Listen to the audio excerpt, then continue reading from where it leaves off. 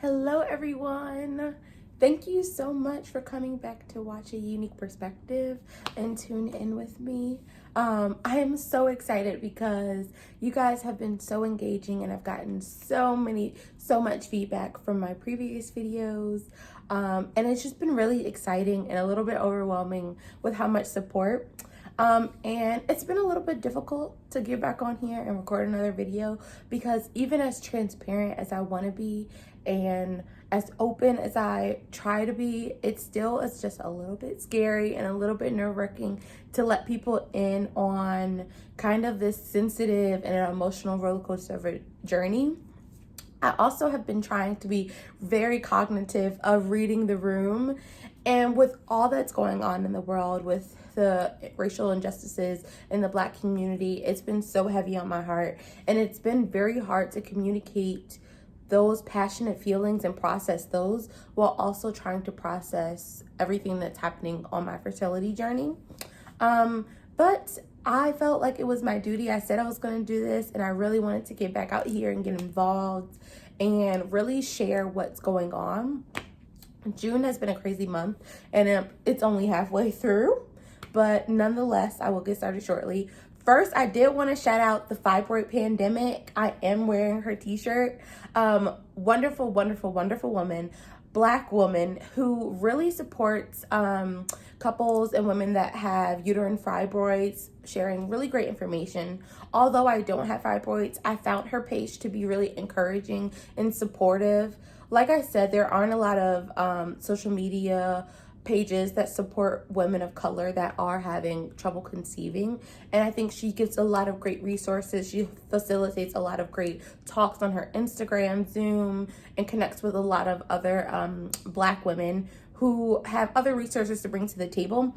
And what I'm realizing is, even if you aren't ready to start conceiving, it's really important to know about your body and to know what's going on and to just be aware of all the obstacles that can happen when it does come time for you to start your family. So doing research and just being aware early on can make all of the difference. So all of my girlfriends that are like, I ain't having no babies for like 4 or 5 years, still now is the time to start following these women, doing these research. They let you know like what questions you should be asking your doctors, what different things you should be putting in your body. It's just a whirlwind of information I didn't know. So I'll drop her Instagram handle. I'm going to try and get all cute with the editing this video, so we'll see how I do there. But if you're wondering why the title of this video is letter to future baby Davis, or letter to my future baby, it is because after recording my very first video where I shared our trying to conceive journey, I opened up my journal, and literally the first thing I turned to was a letter I wrote in June of 2019. It was kind of like a sign from the sky. It was just what I needed in the moment. And in the letter, which I'm going to read it to you shortly, and I'll probably post a little picture here, it just was expressing how I can't wait to meet my future child. And it brought me back to where I was this time last year. So June of 2019, I was 6 months into my fertility journey, and I was starting to realize that it wasn't going to be as easy as I thought. Like, it wasn't going to be boom, bam, bam, like, here's baby Davis. So I was starting to get just a little bit nervous, but you know, I hadn't really talked to my doctors about options. Everybody was saying after a full year, that's when you really come back. So I was at that halfway mark, but it was a really, really pivotal point in my life. So June of last year, I bought a car. Or if you know, you know. It took me a really long time to get a license. Your girl was not trying to drive. But I was like, if I'm going to be somebody's mama, I need to be able to pick up and drop off at like daycare. I got to do what I got to do. So once I'm boss, I'm going to buy this car. So I buy my car. I call my mom, and the first thing, I'm literally on the driver's lot. The first thing I say to her is, a car seat is going to fit back here perfectly. And like, for me, that's such a huge moment because that's like what I remembered. It's almost like I bought the car for my child. Like, that was not a selfless purchase. Like, it was not for me. It wasn't because I was trying to be cute and wanted to go places. It was because I really was very intentional about what I wanted and how I wanted to start my family. So I was in the gym, I was working out, I was doing everything I needed to prepare for this child.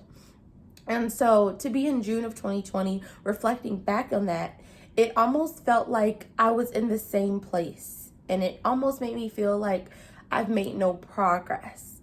And that's huge for me, because for me, I'm all about growing, evolving, and becoming the best version of myself. So I was a little down, thinking about like, wow, it's been a whole year. And by now I had all these expectations of having my baby, having my child. I thought like I was going to have a car seat in that car. And so I just wasn't feeling myself. Like, even these last couple of weeks, I just shared with a few people that I was not feeling like the best Unique. Like, I shared with one of my friends that I felt like my body had failed me.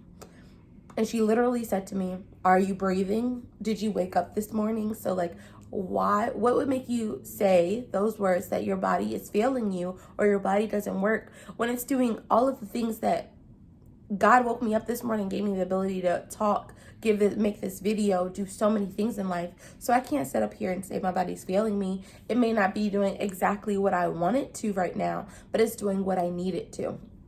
And so my wonderful friend Bree, she is a doula, and I don't know what I would do without her, to be honest. So shout out to Bree.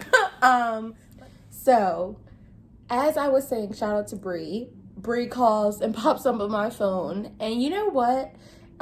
It was just like the sign I needed to continue this video. It was a good little break, because before I went into this, I wasn't sure what direction I want to go in. And when I first thought about recording this video, I was excited, because I was like, yes, this video reminded me of where I was last year.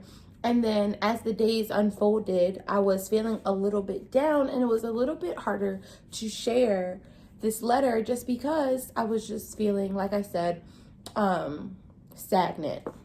But I have to remember that the same time last year, I wasn't able to talk so freely about my fertility journey. I was always crying. I mean, I still cry every month, but like, I wasn't able to have these open conversations. I wasn't connecting with other women that are going through the same things I'm going through, or similar situations, and to be that voice of reason. And I definitely wasn't comfortable enough to get on a platform and to share with all of the internet world, and say the words, hey, like, I'm having trouble getting pregnant.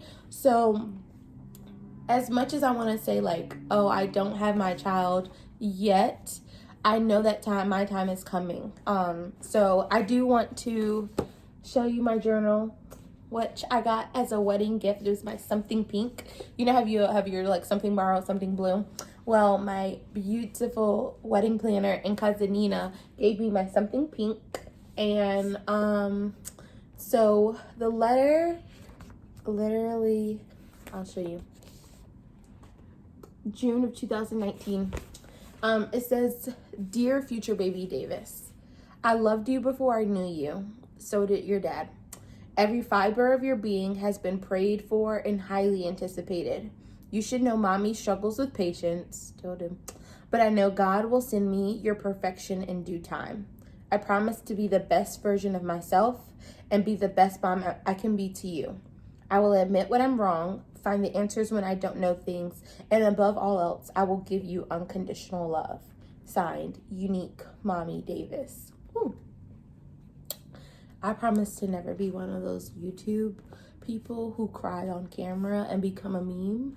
So if that ever happens, I will literally shut down this video and come back. Yeah, so that was the letter I wrote in June of 2019, and so much still applies from that. Like, I do want to be the best version of myself for my future child, and so that is what I'm continuing to work on to this day. But the purpose of this video, and a message I really want to convey to other women that are struggling with their fertility journey, is that it's okay to open up.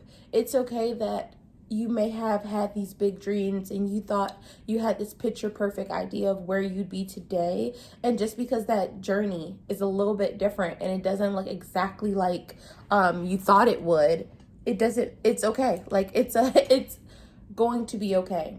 And so one thing I had to learn was to pray for the strength to endure the journey instead of praying for the end result. So I used to just pray for a baby. Like that was my, like, God, please send me a child. Now I pray for the strength to be able to go to that journey, because whatever he's teaching me along the way, it's meant for a divine purpose. It's meant for me to have this platform. It's meant for me to connect with other women. It's meant for me to go through these rainy days, and then on the outcome, like when my child does arrive, I'm going to be so grateful, so much gratitude. I'm going to be a mindful mother. I'm going to be a mindful friend, a mindful sister, because you just don't know what people are going through. Not only am I going through a fertility journey, but you just don't know if people are sick or if they're having marital issues. It's just not up to me to open my mouth and just make assumptions on what people's life is supposed to look like. As I mentioned, people love to ask, when are you getting married? When are you having kids? Where are those babies? That is some of the most hurtful things you can ask someone. For someone going into their 18th cycle. So this means this is my 18th month of actively trying to have a child. 18 months it seems like not a long time, but it is. Like, it's a year and a half. And so when you've been doing something for a year and a half over and over, that means you wake up, go to sleep, you're trying to do the same exact thing. It's always on your brain, and you're not getting the outcome you want. It can be defeating and heartbreaking. And so having reminders from people around you to ask you those questions when you don't have the answer you want to give them, it can just be challenging. So yeah, be mindful. Like, that's a big word there. And ladies that are having trouble conceiving, I want you to be kind to yourself and to give yourself some grace this week. Do something that you love, eat something you love on your partner, and just enjoy life, because I know how hard it can be to even like pull yourself out of bed to have these conversations, and to just be happy. So if you feel comfortable enough, open up to someone close to you. Like, I'm so happy I opened up to people around me. And even though some days it sucks, because as much as I appreciate when everybody checks on me, it also reminds me that I need to be checked on. And I know that sounds kind of weird, that like it's sad that I need to be reminded that I'm checked on, but it just reminds me of what I don't have and what I want. And when I have these multiple different conversations with people, it can be kind of hard. So if I don't always respond quickly, please don't take it the wrong way. I really, really, really love that you guys are checking in on me and being so supportive. It's just still a very sensitive and touchy subject to touch on. And my videos probably won't come as fast because I'm honestly just working through the day by days. The last video, I know I mentioned I was going to the Shady Grove Fertility Clinic, and I do want to give you guys a video update on that as well, so that will probably be my next video. But really, I just wanted to share this letter to my future baby Davis and be able to reflect on this, so when he or she does arrive, we will all be able to look back and read this letter to him or her when she arrives. So thank you so much for watching. Please like, subscribe, share. If you do know other women that are having trouble conceiving or on the fertility journey, please feel free to send them this video and let them know to reach out to me. I am always open to having these conversations, and I just want you to know that I'm here to love on you and support you in whatever capacity you may need. while I'm here, I'm also hosting a womb wellness brunch with Nandi. Hey girl. We will be hosting a womb wellness brunch with a black doula, and then Mind Your Own Womb. And this, like I said, is not for people that are only trying to conceive. This is for women, just for womb wellness in general, because you need to know how to best take care of your body and to prepare your temple, your womb, for when the time comes. And even if you don't plan on having kids, like, it's just good things to know about how to take care of yourself, and then also how to support your friends that may be on their journey. So I'll try and link the Eventbrite to that as well. But if not, please check out my Instagram, Unique D, EUNIQUE period D, and you'll be able to get the tickets, and the link will be in my bio. So have a blessed day.